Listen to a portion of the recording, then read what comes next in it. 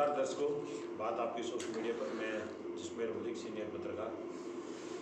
आज चर्चा करते हैं एक रोचक प्रसंग की। फ्लैशबैक में जाएं 1989, आज से ठीक 35 साल पहले चौधरी देवीलाल ने पूरे जनता दल को इकट्ठा किया था। पूरे विपक्ष को जनता दल बनाकर पूरा विपक्ष उसमें शामिल किया गया था।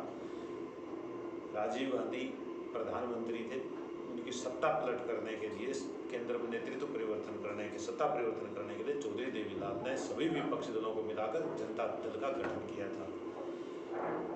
पूरे देश के विपक्ष को एक मंच पर लाने वाले चौधरी देवीलाल थे, जो इतिहास में पहली बार हुआ था।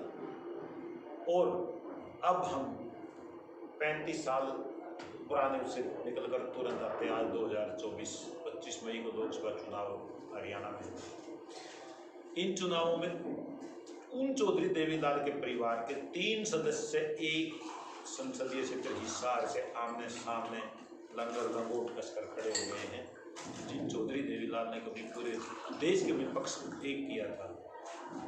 ये हरियाणा की राजनीति का एक नया रंग है, नया रंग।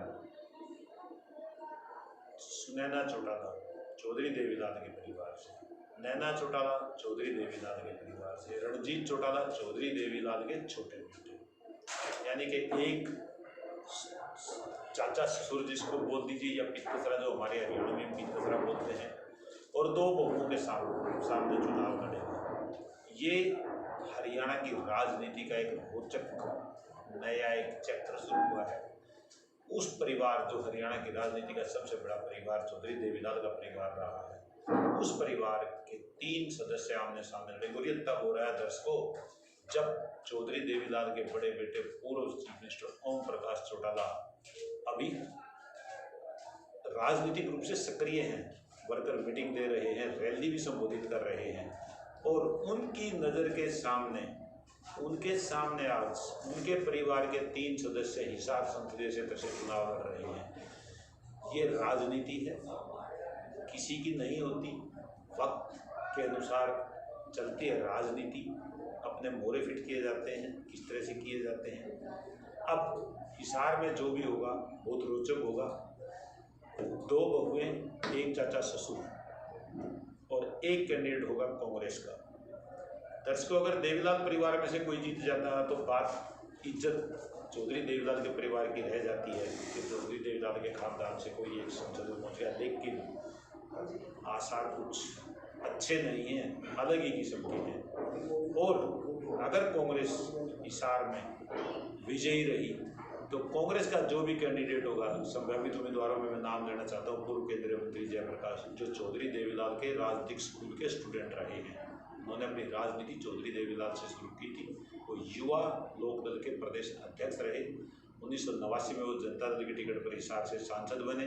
चंद्रशेखर सरकार में वो केंद्रीय राज्य मंत्री रहे।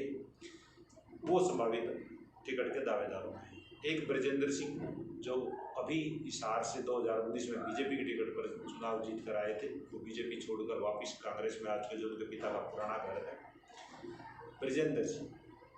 तीसरे चंद्र प्रकाश, जो रिटायर्ड IAS है और कुर्डी गांव से हैं, आते हैं।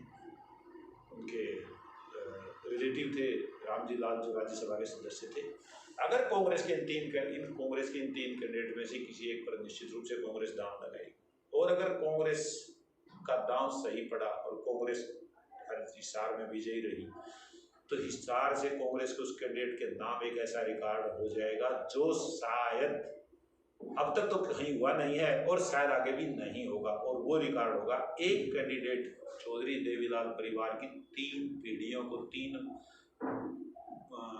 परिजनों को एक चुनाव में हराने का रिकॉर्ड उस कांग्रेस कैंडिडेट के नाम होगा, अगर कांग्रेस विजयी रहती है तो ये है एक रोचक प्रसंग। अब हिसार सबसे वोट सीट बन गई है, क्योंकि हिसार में चौधरी देवीलाल के परिवार की प्रतिष्ठा, राजनीतिक प्रतिष्ठा दांव पर है। ब्रजेंद्र सिंह आते हैं तो एक और बड़े राजनीतिक घराने वीरेंद्र सिंह के परिवार की राजनीतिक प्रतिष्ठा दांव पर होगी।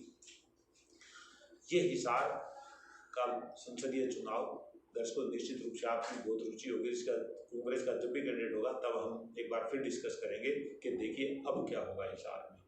ऑलमोस्ट सारी तैयारियां हो चुकी हैं, फाइनल स्टेज सजने वाली है। कांग्रेस कैंडिडेट आते ही फाइनल स्टेज सजी और लगभग चुनावी नतीजे भी उसी समय लगभग तय हो जाएंगे। धन्यवाद।